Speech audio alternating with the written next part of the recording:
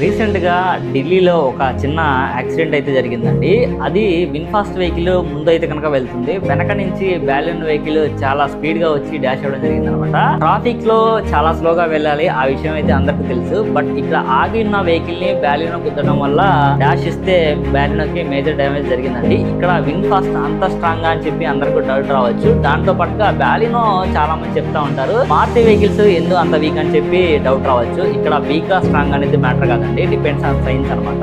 ఏ vehicle అయినా సరే ఎక్కువ డ్యామేజ్ అనేది అవుతుందండి. అది అందరూ గమనించాలి. ఎందుకంటే కనుక స్పీడ్ గా వచ్చేదానికి కైనెటిక్ ఎనర్జీ అనేది చాలా ఎక్కువ ఉంటుంది. దాని వల్ల ఎవరైతే గుద్దారో వాళ్ళకైతే కనుక ఇంపాక్ట్ డ్యామేజ్ అయితే కనుక చాలా ఎక్కువ జరగడానికి ఛాన్సెస్ ఎక్కువ. పర్సన్ టు పర్సన్ కూడా డ్యామేజ్ అవడానికి చాలా ఎక్కువగా ఛాన్సెస్ ఉంటాయండి. అందువల్ల ట్రాఫిక్ లో ట్రావెల్ చేసేటప్పుడు చాలా స్పీడ్ లిమిట్ తక్కువతో ట్రావెల్ చేయాలని చెప్పి అందరూ గైడ్ లైన్స్ కండిషన్స్ అన్ని చెప్తా ఉంటారు అనమాట. ట్రాఫిక్ పోలీస్ కూడా అబ్జర్వ్ చేయాల్సింది మారుతి వీక్ అని చెప్పి చెప్పడం కాదండి. సో ఆ పొజిషన్ లో ఏ వెహికల్ ఉన్నా అంతే డ్యామేజ్ అనేది అవుతుందండి. నేను లైవ్ గా చూశాను. షిఫ్ట్ ఎస్ క్లాస్ వెహికల్స్ లో ఏ వెహికల్ స్ట్రాంగ్ అని మీరు చెప్తారు, ఎస్ క్లాస్ అంటారు కదా. సో షిఫ్ట్ వెళ్తున్న వెహికల్ ని ఎస్ క్లాస్ అయితే కనుక వెనక నుంచి దాటిస్తే ఎస్ క్లాస్ అనేది అప్పచ్ అయిపోయింది అనమాట. సో లైవ్ ఎగ్జాంపుల్ నేనే చూశానండి. సో ఇక్కడ వీక్ స్ట్రాంగ్ అనేది కాదండి. ఎవరు దాని గురించి డిస్కస్ చేసే ముందు సైన్స్ కూడా ఇక్కడ వర్క్ అవుతుందని చెప్పి అందరూ అబ్జర్వ్ చేయాలి. ఈ వీడియో మీ అందరికీ నచ్చితే ఖచ్చితంగా మన ఛానల్ సబ్స్క్రైబ్ చేయండి. Thank you.